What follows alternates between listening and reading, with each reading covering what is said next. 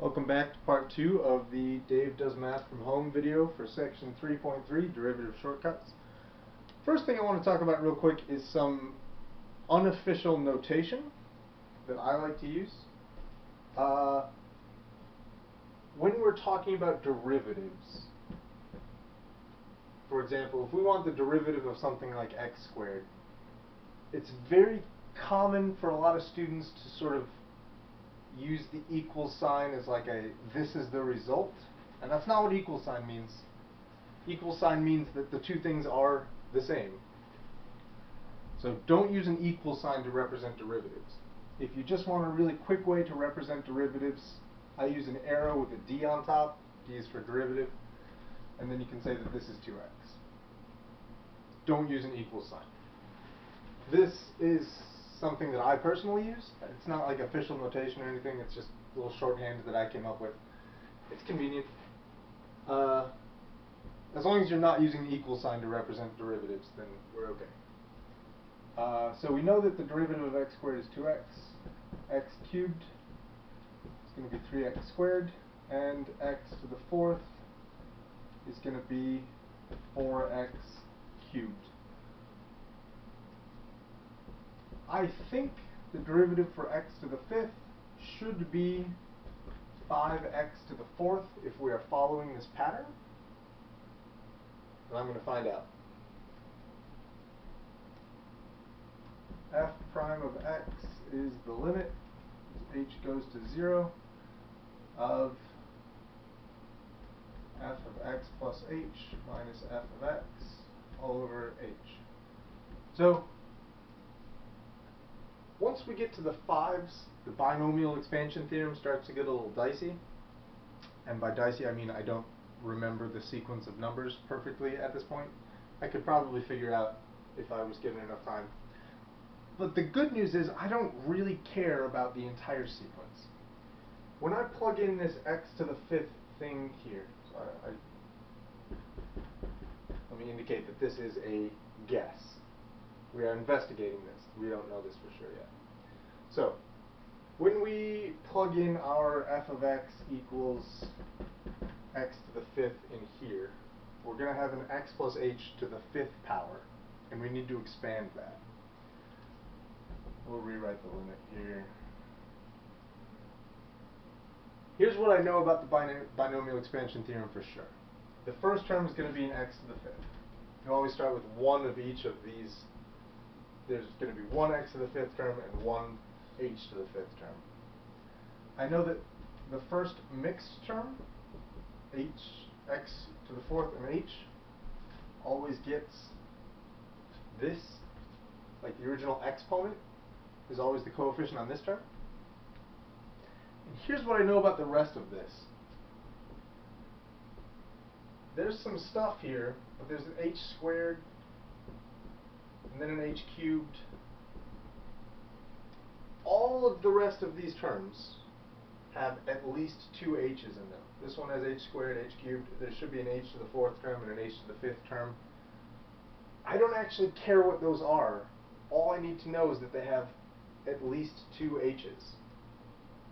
So I'm actually going to write this as h squared times the stuff.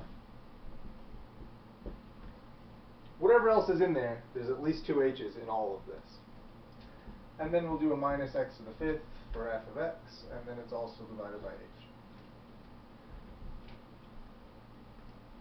So this might look weird. It probably is weird. Bear with me.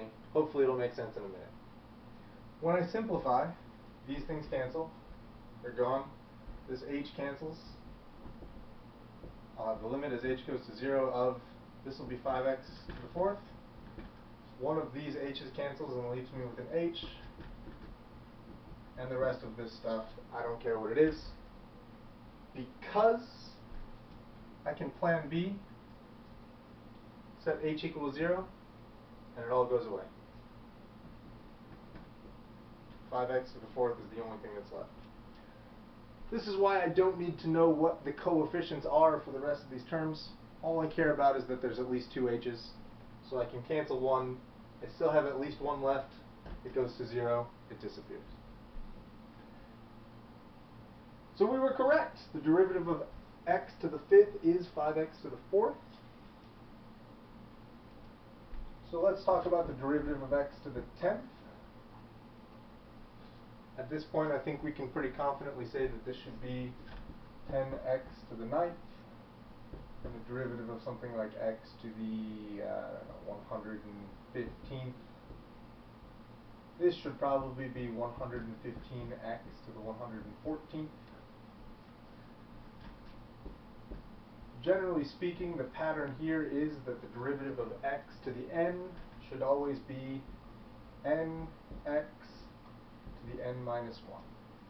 So whatever this is, you bring it down in front as a coefficient. Exponent comes down in front as a coefficient. New exponent is 1 less than the old exponent. This is called the power rule.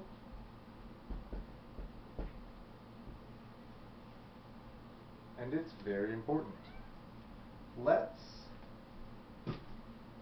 look at what happens when we try to use the power rule on some weird stuff.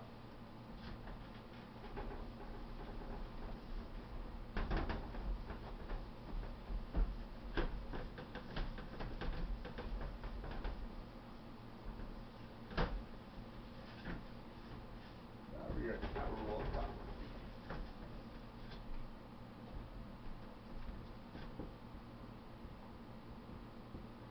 Our rule says that the derivative of x to the n is nx to the n minus 1.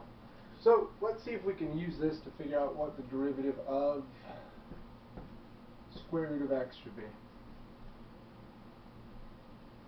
Now I want the derivative of square root of x. That's equal to x to the 1/2. If I'm taking a derivative, I need to bring the exponent down in front as a coefficient, and then subtract 1 from the exponent, which gives me 1/2 x to the negative 1/2. I want to take a moment to verify that this is correct. If this is f of x, then f prime of x should be the limit, h approaches 0, of f of x plus h minus f of x all over h. The limit as h goes to 0.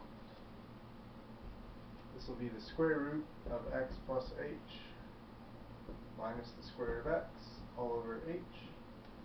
This is that weird sort of case that we found ourselves in section 3.1, where we had to simplify this by multiplying the top and bottom by a conjugate.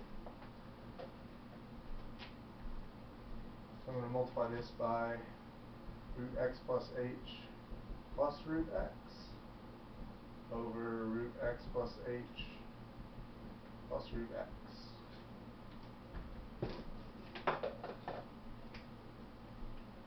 When I simplify this, on the top, I should get difference of squares. So that'll give me an x plus h.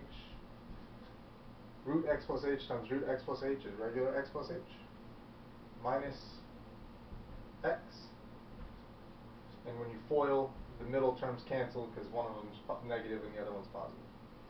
So I have x plus h minus x over h times this square root concoction, x plus h plus x. So the x's cancel from the top, and the h cancels from division, leaves you with a 1 on top. So you get the limit as h goes to 0 of 1 over root x plus h, plus root x. At this point, the h on the bottom is gone, so I can hit it with plan B, which leaves me with 1 over root x plus root x, which is 1 over 2 root x. Is this the same as this?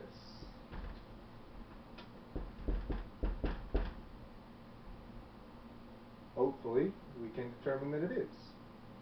Negative, sorry, radicals in the denominator mean, so the radical means a fractional exponent. It's in the denominator means it's negative. These are in fact the same thing. So, this power rule came from a pattern that we saw dealing with whole number exponents, which was a really nice pattern. Turns out it works for fractions as well. The next thing we should do is check to make sure that it works for negative numbers as well as fractions.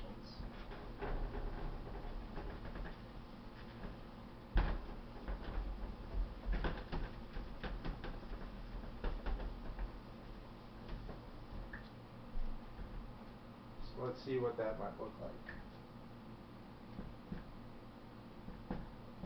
Let's take the derivative of 1 over x squared. That's x to the negative 2. So the derivative should be negative 2x to the negative 3. Let's see if it actually works out this way. F prime of x is the limit as h goes to 0 of f of x plus h minus f of x all over h, which is the limit as h goes to 0 of x plus h to the negative 2 minus x to the negative 2 all over h. So this is the limit as h goes to 0 of 1 over x plus h squared minus 1 over x squared all over h. If I want to subtract these things, which I do, I need them to have a common denominator. So this one, I need to multiply by x squared over x squared. This one needs to get multiplied by x plus h squared over x plus h squared. When I get the common denominator, I should have x squared over x squared x plus h squared minus x plus h squared over x squared x plus h squared. I'm going to have to simplify this a little bit. Kind of want to just, this is going to be x squared plus 2xh plus h squared. And the whole thing is being subtracted. So let's bring this up here and see what we get. It's also all still over h. So I have the limit as h goes to 0, x squared minus x squared, these pieces will cancel. I will have a negative 2xh minus h squared over x squared x plus h squared. So all over h. At this point, I've pretty successfully resolved the fraction subtraction bit, rational expression subtraction. So I'm going to switch this big division sign into a multiplication by the reciprocal. So I'll have the limit as h goes to 0 of negative 2xh minus h squared over x squared x plus h squared times, instead of dividing by h, I'm going to multiply by 1 over h, which will cancel one of those and that, leaving me with the limit as h goes to 0 of negative 2x minus h all over x squared x plus h squared. Now that this is gone, I can finally use plan B on this guy. I'm running out of room. Plan B means I can set h equal to 0, which means on the top all I have left is a negative 2x. On the bottom I have an x squared times an x squared. So this is negative 2x over x to the fourth, which is negative 2 over x cubed, which is also known as negative 2 times x to the negative 3, which is exactly what we wanted it to be. Mission accomplished. Power rule works for everything.